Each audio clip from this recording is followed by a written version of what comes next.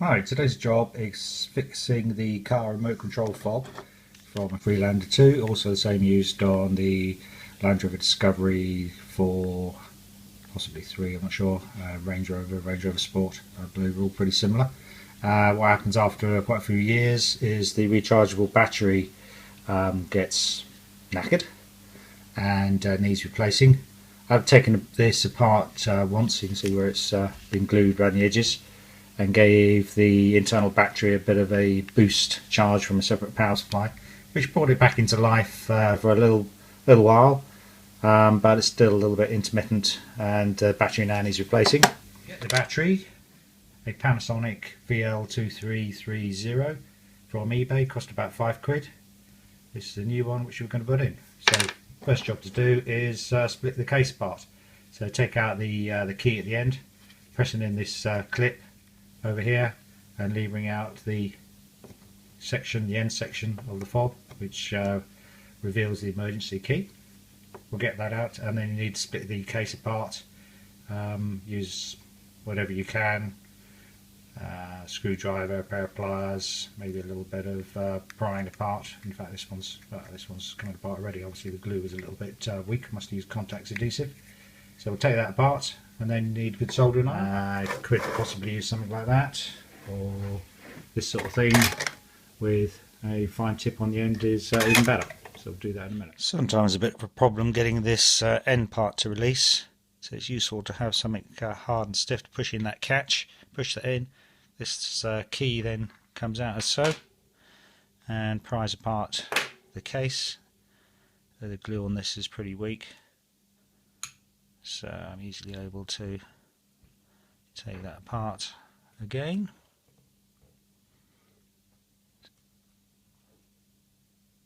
Looks like it was either, not sure what sort of glue I used last time, possibly a bit of contact adhesive, possibly some plastic adhesive, or doesn't look like super glue, but super glue would also do. So here's the remote control unit inside, and you can see underneath is the battery that needs replacing. You see there it says VL2330 on it, made by Panasonic, 3 volt. So I've got the new one, same size, and we can just check the new one is good by getting our voltmeter out. So we shot a 20 volt range.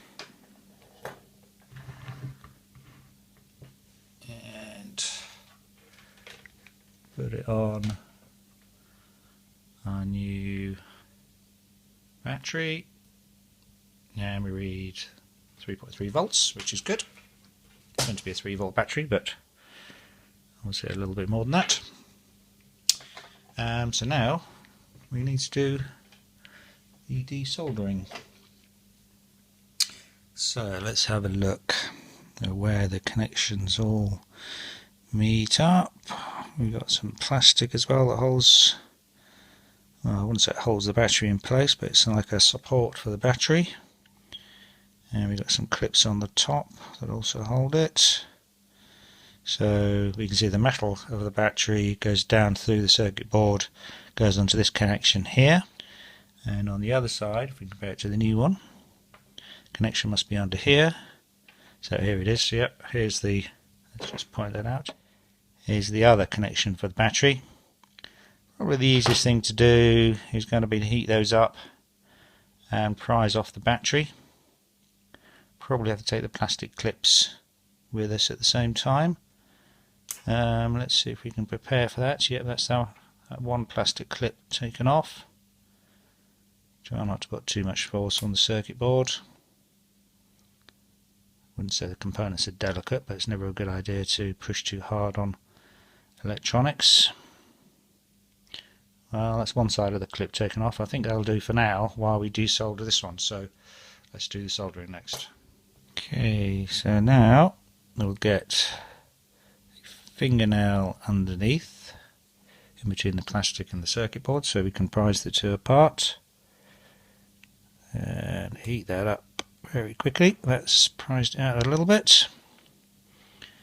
The other thing that might be useful to have a what's called a solder sucker which is one of these items, and basically is a big suction gun which you push in at one end, press the button to release the suction power, and that's useful for sucking off any excess solder, which we could do on there.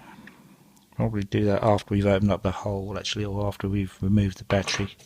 And basically what you do is put the sucker on one side of the board, heat up the other till the solder is molten, and then press the button and it sucks all the solder out.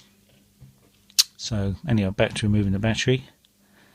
I wonder if now we can release these other tabs. Let's have a look. Don't want to risk breaking them, so perhaps I'll try and move this one a little bit more. There we go, that one's up, fully released. So now, yep, oh, that's interesting. There's obviously a very dry joint there on that battery connection. That's actually pulled straight out. In fact, look, the tab is left there, and yeah, the battery is just pulled straight out. So I don't know whether that was part of the problem. Probably not, because there's probably still a good electrical connection, but obviously quite a weak spot on that particular battery. So that's the battery removed. Still got the little tab left there, so we'll just solder on that. What we don't want to do is apply too much heat to so that it damages any of the tracks around here. Now that might just pop out on its own with a little bit of persuading. There we go. And yeah, we just need to remove the excess solder now.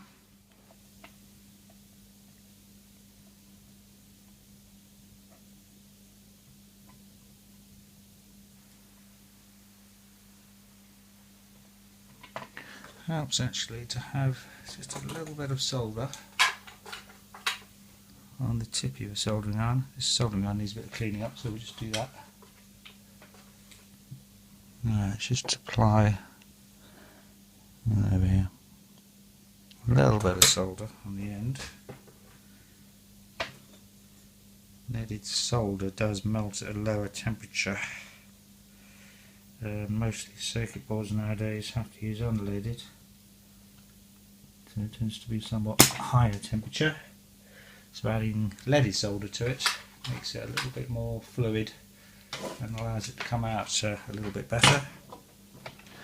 So now you should see, yep, now you can see that, yeah, hopefully you can. If I just point with the soldering iron, there we are. So now we've got a hole through which we're going to poke our battery tab. Now we need to do the same with the other side. You need to have a wet sponge to clean the soldering iron tip.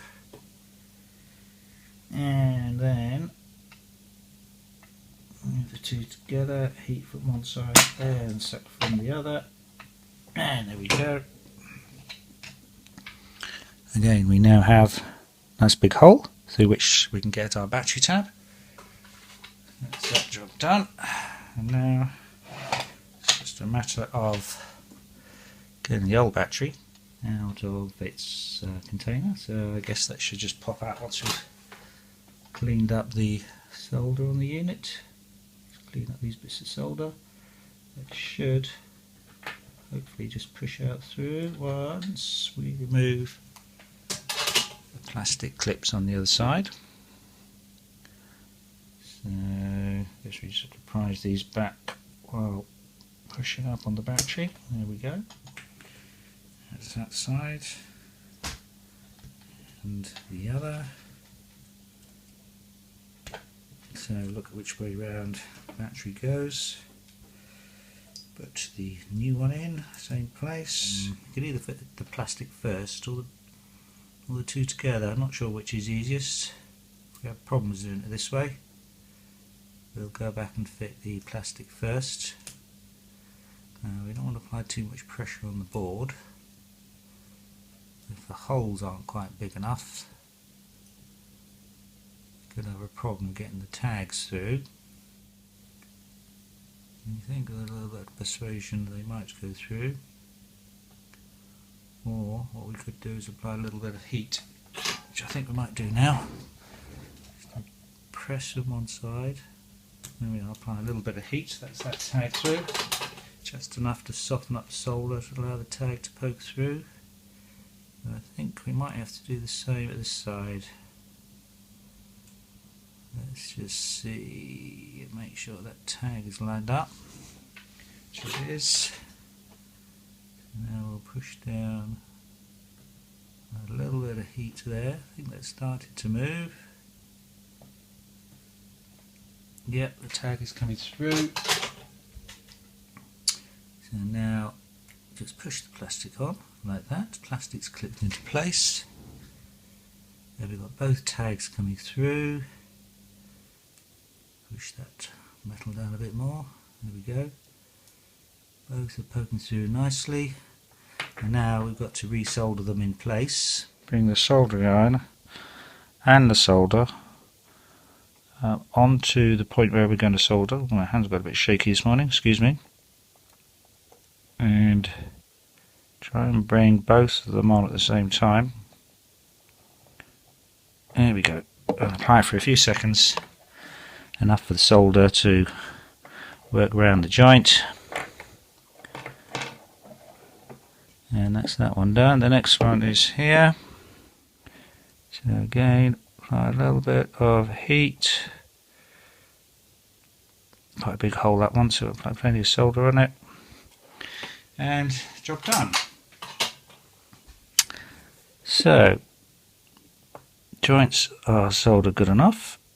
Everything appears to be connected. So now we just need to refit it back in the case and glue up around the unit. I'll glue up around the case and job done. There's only one way it goes in. And just got to find some glue, super glue, contact adhesive, whatever. And make sure you use the fob regularly. I think they suggest swapping them over probably every month, maybe even every week, so that they stay charged up. It charges up when it's plugged into the dashboard. So just find yourself some glue, put some glue around the edges, and job done. Okay. Right, here we go, just to prove that it's all back to normal operation. There we go, fully working. Thanks for watching.